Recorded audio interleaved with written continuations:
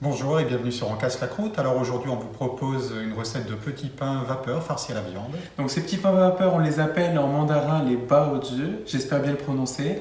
Et les voisins japonais les appellent les nikuman. Alors c'est parti. Dans un premier temps, on va prendre 4 g de levure sèche ou 8 g de levure fraîche qu'on va venir délayer avec 225 g d'eau tiède. On l'a fait de manière traditionnelle, c'est-à-dire qu'on a mélangé avec les baguettes de cuisine.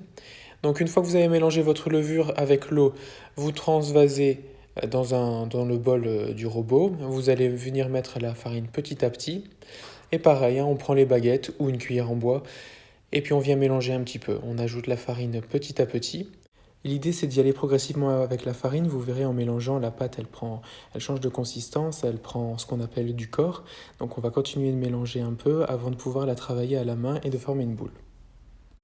Alors avant ça, soyez pas trop surpris, vous allez voir que comme vous le voyez ici à l'image d'ailleurs, la pâte est assez collante, mais petit à petit, à force de la travailler, elle va vraiment se détacher des parois de la cuve, aussi de vos mains. Et vous voyez là, elle ne colle même plus sur le plan de travail.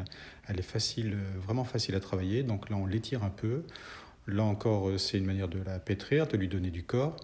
Et puis petit à petit, on va former la boule qu'on va remettre dans le bol, dans le bol du robot, ou dans le bol ici. Vous avez vu qu'on a choisi de travailler sans le robot, uniquement à la main, pour la laisser reposer. Donc pendant ce temps de repos qui a duré une demi-heure environ, on a mis le porc haché dans un bol auquel on a ajouté un oignon haché, puis on y a ajouté une gousse d'ail, une à deux gousses d'ail selon la taille, c'est à vous de voir la quantité que vous souhaitez. Et puis on a ajouté donc du persil, alors ici du persil surgelé, puisque avec la période de confinement que nous vivons maintenant, on a eu du mal à trouver du persil frais, mais évidemment idéalement du persil frais. De la même manière, on a mis du gingembre en poudre, mais on aurait aimé mettre du gingembre frais normalement. Voilà, on travaille à la main pour vraiment bien incorporer l'ensemble des ingrédients. Et puis ici on ajoute 20 g de sauce soja salée, là encore une fois on travaille bien à la main. Et enfin on rajoute l'œuf. Et on finit de malaxer. Au départ, c'est un petit peu, ça donne l'impression d'être un peu liquide, mais vous allez voir que petit à petit, là encore, ça prend du corps et ça se tient bien. Avec le film alimentaire, on va filmer notre préparation au contact et la laisser reposer au frigo le temps de pétrir la pâte et terminer la recette. Alors, pour le pétrissage de cette pâte, on vient récupérer notre pâton qui a reposé 30 minutes. Donc il a reposé 30 minutes, mais cela ne correspond pas au temps de pouce. Donc vous décollez la boule de votre saladier et vous n'hésitez pas. Vous commencez à pétrir, vraiment, vous l'aplatissez bien et vous procédez à des mouvements, voilà, vous la boulez, vous la ramenez sur elle-même et vous pétrissez bien jusqu'à ce qu'elle commence à prendre une consistance intéressante entre vos mains. Donc vous voyez, on étire bien la pâte, on l'écrase, on la ramène sur elle-même, on y incorpore de l'air. Vraiment, il faut la travailler assez longuement puisque le pétrissage à la main, ça demande un petit peu d'énergie. Mais bon, franchement, ça en vaut la peine. Et puis, il y a la satisfaction d'avoir fait tout le travail à la main. On finit par la remettre dans le bol. Et puis, cette fois, on va la couvrir d'un torchon pour son temps de pouce d'1 h 30. Après ce temps de pouce, donc, vous voyez que la pâte a vraiment bien gonflé, donc on enlève le film et puis on va venir l'écraser.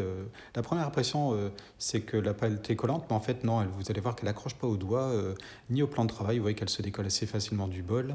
Et puis on va venir donc encore une fois un peu la travailler, l'écraser, la dégazer, et puis petit à petit lui redonner encore un petit peu de corps, un peu de consistance, jusqu'à ce qu'on puisse former quelques boules. Les boules qui nous permettront donc de faire les disques dans lesquels on mettra la farce. Pour former les disques de pâte, on va venir fariner le plan de travail ainsi que le rouleau à pâtisserie. Donc on forme des disques de 10 cm environ, un peu plus larges que la paume de votre main.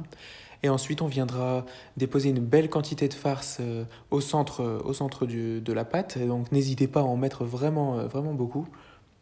Ouais, vous voyez ici j'en rajoute encore parce que franchement il faut être assez généreux pour que le pain finalement soit bien formé. Et puis petit à petit vous voyez qu'on fait des plis avec la main droite et on ramène à chaque fois les plis les uns sur les autres, tandis que la main gauche ramène la farce à l'intérieur du pain et on tourne comme ça le petit pain chinois. Donc sachez qu'au tout départ on a eu un petit peu de mal, franchement c'est notre septième, huitième, neuvième essai peut-être, et on vous montre évidemment celui avec lequel on était, ou celui dont on était le plus satisfait. Voilà, vous voyez que je le tourne une dernière fois et puis on obtient les petits plis caractéristiques du pain chinois. Alors on est venu déposer nos petits pains farcis sur des disques de papier de cuisson qu'on a disposés dans un panier vapeur.